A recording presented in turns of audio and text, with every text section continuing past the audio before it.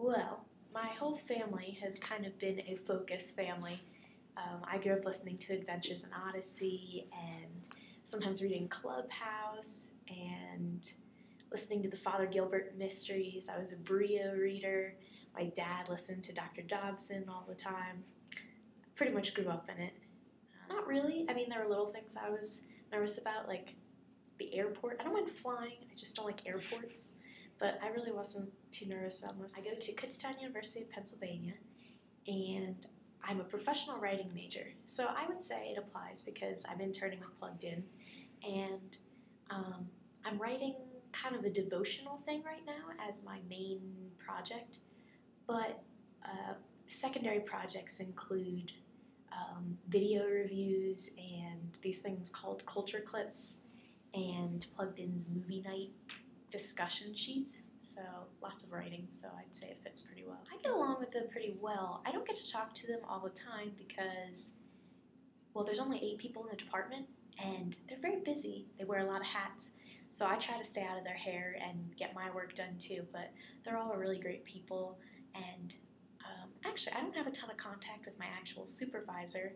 I mostly go through the administrative assistant person, Shirley, who is just wonderful.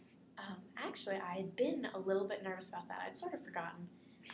My host, Linda, is actually deaf, and I have some experience with deaf people, and my boyfriend's grandmother's deaf, but I was a little bit nervous.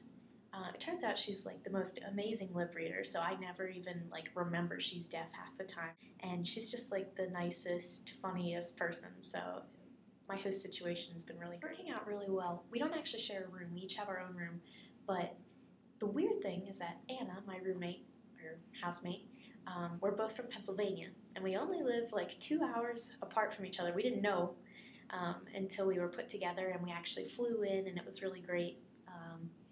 And she's just a really great person, and it was nice having her when I got here. It was like I had a built-in friend. It was really. I think it's always awkward meeting new people.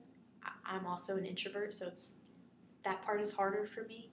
But because we'd had this Facebook group and we already had sort of a group chemistry kind of a thing going on, it was not as awkward as it really should have been. Well, from the internship,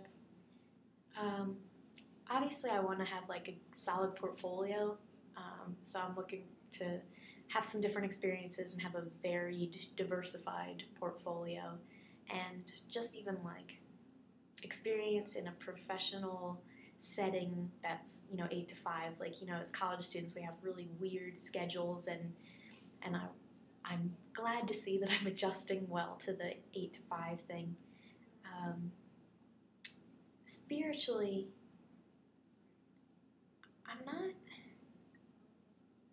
I'm not exactly sure, but God's already teaching me some things. Like, actually, I was going to talk about this at devotions.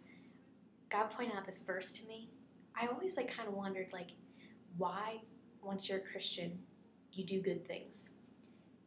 Like, is it just so that other people see you and wonder what you have? Is that really the only reason why? Is it because we care about people? And I stumbled upon this verse the other day. It's John 14:15, and it says, it's Jesus speaking, it says, "If you love me, keep my commands." And it just really kind of struck. And that's kind of where I'm going right now, just trying to follow God's leading and keep his commands because I do love him.